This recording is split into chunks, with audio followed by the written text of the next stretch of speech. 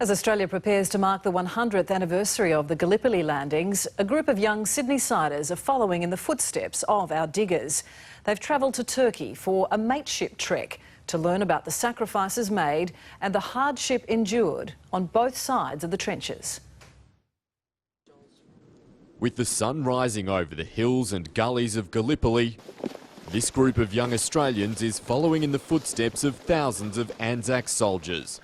It was important for our people to get up onto that high ground. No easy task, even today. The amount of effort you put into going up that hill, it basically tires you out so much you don't realise it, and you can't even imagine it 100 years ago, how hard it would have been. Like many Aussies, 23-year-old Ersoy Derivarinelli has relatives who fought at Gallipoli, but his Turkish great-grandfathers were trying to stop the invading Anzacs. I think it's a lovely thing. I'm stuck right in the middle.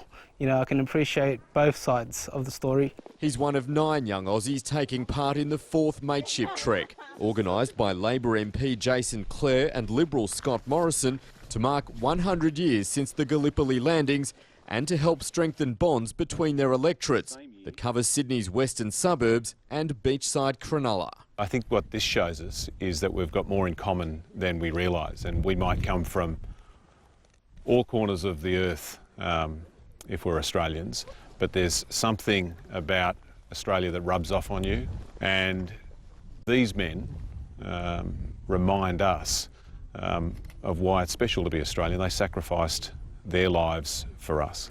But as the group discovered, there were acts of bravery, heroism and sacrifice from both sides in the battles for the Gallipoli Peninsula that raged in 1915. We're standing on 620 unidentified bodies, the remains of a battalion that fought and died here in the face of a massive Turkish counterattack. In amongst the dense shrubbery that now covers the hillsides, there's still evidence of the fierce combat.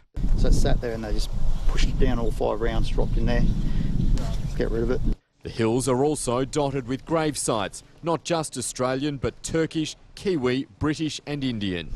And at the famous Lone Pine Cemetery, moments of silent reflection to pay respect to the fallen, some as young as just 15. Never actually realised how many graves there were, how many, sites there were where people were buried, how many battlefields there were. Many of the soldiers who made it out of here alive returned home with severe post-traumatic stress disorder, and the trekkers were told that today's soldiers often face a similar battle. Recognising the need to address that hidden death toll, the group has raised thousands of dollars for Soldier On. In doing so, carrying on the legendary Anzac spirit of mateship, and on the battlegrounds that robbed so many men of their mates, they're making the most of their time together to forge new friendships. Having this experience together is what's going to keep us friends for the rest of our lives. In Gallipoli, Andrew LUND, 9 News.